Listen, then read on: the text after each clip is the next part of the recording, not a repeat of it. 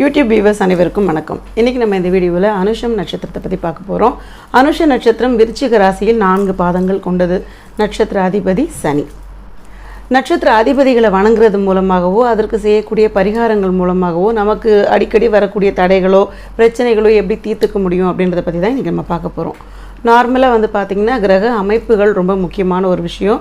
நமக்கு சனி செவ்வாய் சேர்க்கை இருக்கிற பட்சத்தில் சில வேலை செய்கிற காரணங்கள் பார்த்திங்கன்னா அதிகமாக உழைக்கிற மாதிரியான ஒரு சூழ்நிலையில் இருக்கும். சின்ன சின்ன விஷயங்கள் கூட நமக்கு கிடைக்கணுன்னா பல போராட்டங்களுக்கு மத்தியில் தான் அந்த விஷயங்களை நம்ம கெயின் பண்ணுற மாதிரி இருக்கும். நிறைய உழைச்சும் பெரிய பேர்லாம் கிடைக்காம போகிறது, அந்த மாதிரியான சூழ்நிலைகள் இந்த கிரக அமைப்புக்காக கிடைக்கிறது தான். அதே சமயத்தில் பார்த்திங்கன்னா வேலைக்கு போகிறவங்க, அதுக்கு இல்லைன்னா பிஸ்னஸ் பண்ணுறவங்களுக்கு உழைப்பு நிறைய போட வேண்டியிருக்கும். டைம் அதாவது 10 to 6 அப்படின்ற மாதிரியான முடிவுகள்லாம் எடுத்துக்கவே முடியாது. அதுக்கு மேலே வீட்டுக்கு வந்ததுக்கப்புறம் கூட அது சார்புடைய வேலைகளை செஞ்சுட்டே இருக்கிற மாதிரி இருக்கும். ஸோ உழைக்கிற டைம்ன்றது பார்த்திங்கன்னா எக்ஸ்ட்ராவாக போடுற மாதிரி இருக்கும். என்ன காரணம் அப்படின்னு பார்த்திங்கன்னா சனி தான் அதிபதி அப்படின்ற ஒரு விஷயம் இருக்கு இல்லையா. அது என்ன பண்ணோன்னா எல்லா விஷயத்தையுமே லேட்டாக கொடுக்கறது. அதே சமயத்தில் உழைப்பு அப்படின்னு பார்த்திங்கன்னா சனியோட விஷயமே உழைப்பு அதிகமாக இருக்கிறது தான். ரொம்ப நேரம் நின்றுக்கிட்டு இருக்கிற மாதிரி இருக்கும், கால் வலிக்க நடக்கிறது, இந்த மாதிரி விஷயங்கள்லாம் தொடர்ந்து நமக்கு வந்துக்கிட்டே இருக்கும். நார்மலாக உங்களுக்கு வரக்கூடிய பிரச்சனைகள்னு பார்த்தாவே கால் வலி தான் அதிகமாக வரும். ரொம்ப நேரம் பிரயாணம் பண்ணுறது, நிற்கிறது, நடக்கிறது, இந்த காரணங்களால் செய்யக்கூடிய வேலையை கூட ரொம்ப நேரம் நிற்கிற மாதிரியான சூழ்நிலைகள் இருக்கலாம். இது எல்லாத்தையும் எப்படி சரி பண்ணலாம் அப்படின்றத பற்றியும் பார்த்துடலாம். அதுக்கப்புறம் குழந்தை தாமதம் இந்த ஒரு விஷயம் இருக்குது. இதற்கு நம்ம என்ன செய்தால் நமக்கு அந்த குழந்தை தாமதத்துலேருந்து நம்மளை காப்பாற்றிக்க முடியும். சூரிய தோஷம் இருக்குது அப்படின்னு சொல்லியிருந்தேன். அதற்கான விஷயத்தையும் இதில் நம்ம பார்த்துடலாம். ஃபஸ்ட்டு பார்த்திங்கன்னா நட்சத்திர அதிபதி, அந்த அதிபதியை நம்ம ஆக்டிவ் பண்ணும்போது தான் நட்சத்திரம் அப்படின்றது ரெகுலராக நமக்கு கிடைக்க வேண்டிய விஷயங்கள்லாம் தடையில்லாமல் கிடைக்கிறதுக்கு நமக்கு ஹெல்ப் பண்ணும். அதுக்கு என்ன பண்ணணும்னா அதிபதி சனி. அப்படி பார்க்கும் பொழுது சனீஸ்வரனை வழிபாடு பண்ணலாமானா டைரெக்டாக சனீஸ்வரனை நம்ம வழிபாடு பண்ணும் பொழுது சனி கிரகத்துக்கு எதிரில் நேர்முகமாக நிற்கிறது அப்படின்றது கொஞ்சம் கூடாது. ஏன்னு பார்த்தீங்கன்னா சனியோட கண்ணில் பட்டுக்கிட்டே இருக்கிறது கூட அந்த பார்வையின் தாக்கம் கொஞ்சம் ஜாஸ்தியாக இருக்கும். இந்த காரணத்துக்காக அந்த நெகட்டிவ் பார்வை வேண்டாம் அப்படின்னு சொல்லுவாங்க. அதை கூட பார்த்திங்கன்னா நம்ம கோயிலுக்கு போகும்பொழுது சனீஸ்வரனை வழிபடும் பொழுது கூட நேருக்கு நேர் பார்க்கக்கூடாது, சைடாக நின்று தான் வழிபாடே செய்யணும் அப்படின்னு சொல்லுவாங்க. கிரகத்துடைய அதிதேவதை அப்படின்னு பார்க்கும் பொழுது ஈஸ்வரன் தான் வருவார். அந்த ஈஸ்வரனும் முனீஸ்வரன், இந்த மாதிரி சித்தர்கள், இந்த மாதிரியான கடவுள்களை வழிபாடு பண்ணும் பொழுது சனிக்குண்டான அதிபதி தெய்வங்களை நம்ம வழிபடுற மாதிரி இருக்கும். ஸோ இப்போ முனீஸ்வரனை வழிபாடு பண்ணுறதும் சரி, அப்படின்னா சித்தர்கள் சார்ந்த வழிபாடுகள் செய்கிறதும் தொடர்ந்து செய்கிற பட்சத்தில் நமக்கு பலவிதமான நன்மைகள், அதாவது நம்ம எதிர்பார்க்காத அளவுக்கு நன்மைகள் அப்படின்றது கண்டிப்பாக கிடைக்கும்.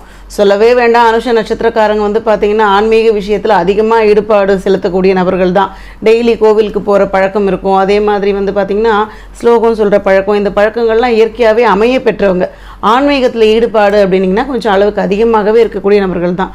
நேர்மை, இந்த மாதிரி விஷயங்கள்லாம் ரொம்ப கரெக்டாக இருப்பாங்க. கண்ணியமான மனிதர்கள். ஸோ இவங்களுக்கு வரக்கூடிய பிரச்சனைகள் பார்த்திங்கன்னா நேர்மை கொஞ்சம் கூடுதலாக இருக்குது, கோபமும் கொஞ்சம் கூடுதலாகவே வரும். ஏன்னா ரொம்ப உழைக்கிறோம், நேர்மையாக இருக்கும் அப்படின்னும்பொழுது கொஞ்சம் கோபமும் ஜாஸ்தியாக வரும். இப்போ எல்லா விஷயமும் செய்கிறோம், நல்ல நல்ல கிரகப்பெயர்ச்சிகள் போய்கிட்டு இருக்கு. என்ன கிரகப்பெயர்ச்சிகள் நடந்தாலும் நமக்கு பார்த்திங்கன்னா ஆவரேஜான இன்கம் தான் வருது, பெரிய முன்னேற்றங்கள் எதுவும் இல்லை. வேலையிலையும் பார்த்திங்கன்னா மற்றவங்கள்லாம் ரொம்ப ஈஸியாக சம்பாதிச்சுட்டு வந்துடுறாங்க, பெரிய உழைப்புகள் போடாமல். நம்ம இவ்வளோ உழைச்சியும் பெரிய வருமானங்கள் வரலை. இந்த தாக்கம் இருக்கிற நபர்களுக்கு எல்லாருக்கும் இருக்கும்னு அவசியம் கிடையாது. சிலர்லாம் ரொம்ப நல்ல வழியே போய்கிட்டு இருக்கோம் உங்கள் கிரக அமைப்பு காரணமாக. இப்படி பிரச்சனைகள்லையும் தடைகள்லையும் இருக்கக்கூடிய நபர்கள் என்ன பண்ணணும் அப்படின்னு பார்த்தீங்கன்னா, தினமும் நீங்கள் வீட்டில் முனீஸ்வரனை நினச்சி ஒரு விளக்கு போடுங்க. இது பார்த்திங்கன்னா அபரிவிதமான பலன்களை கொடுக்கும். நம்ம ஒரு 90 நாட்களுக்கு அப்படின்னு ஒரு பிளான் வச்சுக்கோங்க. டெய்லி வீட்டில் விளக்கு போடுற பழக்கம் இருக்கக்கூடியவங்க தான். அந்த காரணத்தினால பார்த்திங்கன்னா ஆண்களாக இருந்தாலும் பெண்களாக இருந்தாலும் ரொம்ப முக்கியம், காலையில் குளித்து முடிச்சுட்டு வேலையாக சுவாமிக்கிட்ட போகும்பொழுது 2 விளக்கு, மண் தீபம் தான் போடணும்னு இல்லை, உங்கள் பித்தளை விளக்கே போட்டுக்கலாம். இந்த தீபத்தை ஏற்றிட்டு 1 டம்ளர் தண்ணி வைங்க. ரொம்ப முக்கியமானது. பஞ்சபூதத்தில் ஒரு விஷயத்தை வச்சாலே போதும் அப்படிங்கிறதுக்கு. உங்களுக்கு பார்த்திங்கன்னா நெய்வேத்தியம் வைக்க முடிஞ்சதுன்னா பழமோ இல்லைன்னா கல்கண்டோ வச்சுக்கோங்க. வச்சு முனீஸ்வரனை நினச்சி ஒரு 2 நிமிஷம் நில்லுங்க. அதுக்கப்புறம் பார்த்திங்கன்னா நீங்கள் முனீஸ்வரனை நினச்சாலே சனி பகவான் பிரீத்தி அடைஞ்சிருவார் அப்படி நினச்சிக்கோங்க. அதுக்கப்புறம் உங்களுக்கு தெரிஞ்ச சித்தர்கள் ஏதாவது வழிபாட்டில் இருந்தாங்கன்னா அந்த சித்தர்களை நினச்சும் நீங்கள் அந்த விளக்கு போட்டுக்கலாம்.